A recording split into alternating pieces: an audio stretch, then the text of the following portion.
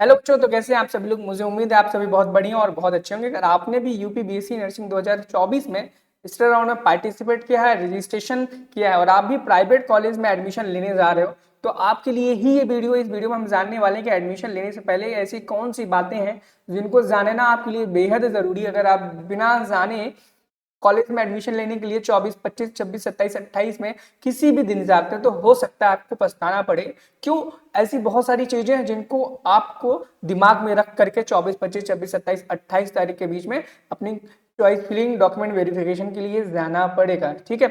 और उन प्रॉब्लम्स को निपटने का क्या सॉल्यूशन है उनको भी मैं बताऊंगा इसी वीडियो में, लास्ट में बताऊंगा। पहले हम प्रॉब्लम्स को देखेंगे, कौन कौन सी प्रॉब्लम आ सकती है प्राइवेट कॉलेज में, और दूसरी चीज प्रॉब्लम्स आ जाएं उससे पहले क्या सोल्यूशन है उस चीज के बारे में हम आपको बता देते हैं। ठीक है। सबसे पहले बच्चों देखो, सबसे बड़ी प्रॉब्लम बच्चों को क्या आती है कि कॉलेज का रहता है कि भाई जिस कॉलेज में आप एडमिशन लेने जा रहे हो, आपने जो भी प्रेफरेंस लिस्ट अपनी बनाई है वो आईएनसी से अप्रूव्ड होना चाहिए। अगर वो आईएनसी से अप्रूव्ड नहीं है तो कोशिश करो उस कॉलेज में आप एडमिशन मत लो। और आईएनसी अप्रूव्ड कॉलेज की अगर आपको लिस्ट चाहिए तो डिस्क्रिप्शन बॉक्स में व्हाट्सएप नंबर है मेरा, उस पर मैसेज कर दो, सर आईएनसी अप्रूव्ड लिस्ट चाहिए मुझे, हम आपको प्रोवाइड करा देंगे। अगर नहीं आईएनसी अप्रूव्ड है बच्चों, तो देखो प्रॉब्लम इतनी ही होगी, सिर्फ आप जो जॉब वगैरह है ना वो यूपी में कर पाओगे। यूपी के बाहर आप किसी अन्य राज्य में गवर्नमेंट जॉब नहीं कर पाओगे। बाकी जितने भी एग्जाम आईएनसी वाले फिल कर सकते हैं उतने स्टेट वाले भी फिल कर सकते हैं, कोई दिक्कत परेशानी नहीं होगी।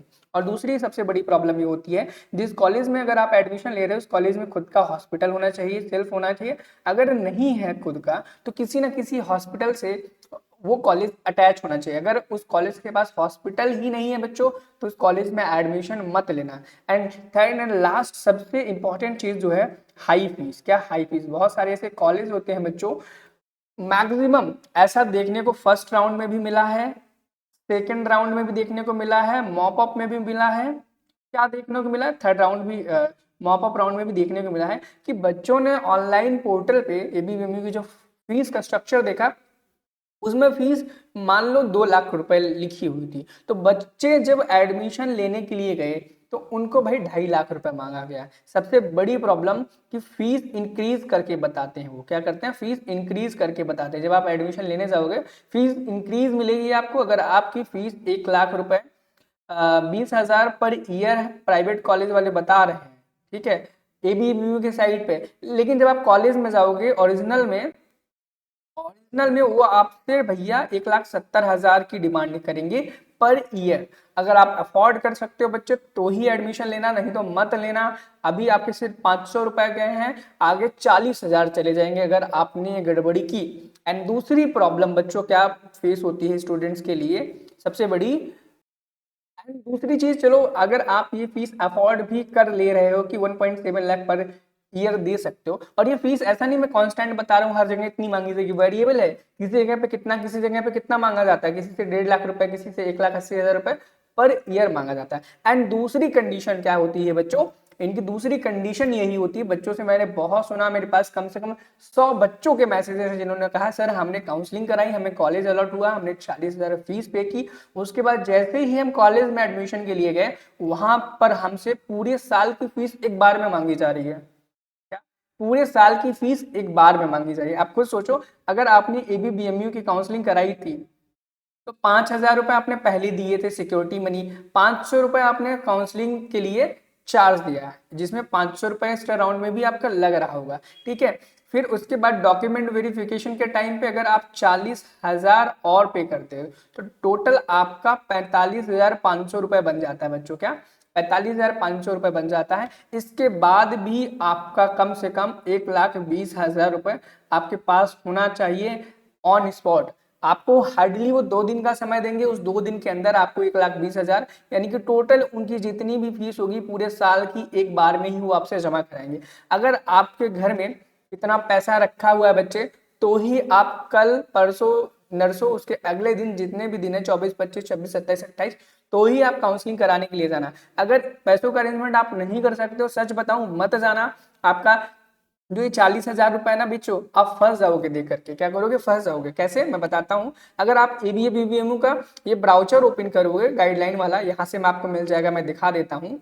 वीडियो थोड़ा लंबा होगा लेकिन जानकारी वाला होगा, देखना जरूर बच्चों। अगर आपने नहीं देखा तो आप बहुत बड़ी गलती करोगे अपनी लाइफ की। यहाँ पर साफ साफ सीधे सीधे बड़े बड़े अक्षरों में लिखा है कि अगर कोई बच्चा, क्या, अगर कोई बच्चा तीसरे राउंड में एडमिशन के लिए रजिस्ट्रेशन किया है, क्या किया है, 500 रुपए देकर के उसने ऑनलाइन रजिस्ट्रेशन किया, जो कि नॉन रिफंडेबल है, यानी कि आपका जो 500 रुपए है वो तो नहीं मिलेगा, कंफर्म है। चलो 500 रुपए छोटी बात है, कोई बात नहीं, आपका ले लेंगे, ले लेंगे, ठीक है। सीट कंफर्मेशन जो फीस है ना बच्चों, 40,000 रुपए, 40,000 रुपए, वो भी आपकी जब्त हो जाएगी।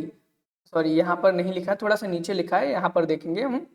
हाँ, यहाँ पे लिखा गया, after the seat allotment and acceptance if any candidate is not taking admission in the allotted college and allotted seat, the seat confirmation fees 40,000 रुपए विल बी 45।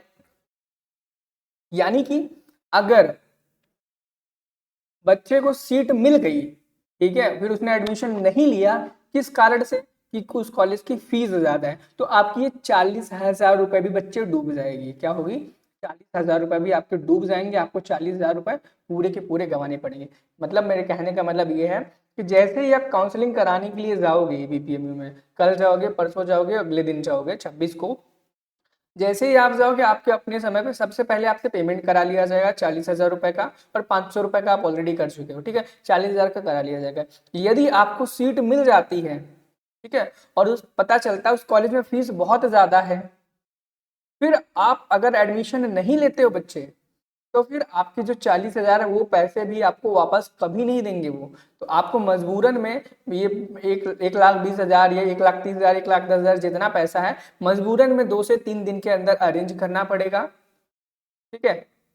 एंड इन चीजों से बचने के लिए बच्चों, आपके पास कोई ना कोई सॉल्यूशन होना चाहिए। हमारे पास एक सॉल्यूशन यही है बच्चे, कि भाई सबसे पहले आप अपने अंदर वो कैलिबर अगर आपके अंदर है, अगर आप एक मिडिल क्लास से आते हो और अपना इतना पैसा अरेंज कर सकते हो, तो ही काउंसलिंग में जाओ, नहीं तो भाई मत जाओ, नेक्स्ट ईयर की प्रिपरेशन करने में लग जाओ, सच बताऊं। और इन्हीं सभी चीजों से बचने के लिए, अगर आप इन सभी चीजों से बचना चाहते हो, तो एक काउंसलिंग गाइड है जिनका नाम मिथिलेश है, मिथिलेश, जिनका एक काउंसलिंग एकेडमी है नीट वाला, मेडिकोस करके, आप देख सकते हो। उनके 3 कॉन्टैक्ट नंबर हैं, और ये तीसरा नंबर मिथिलेश सर का है। किसका है? मिथिलेश सर का है।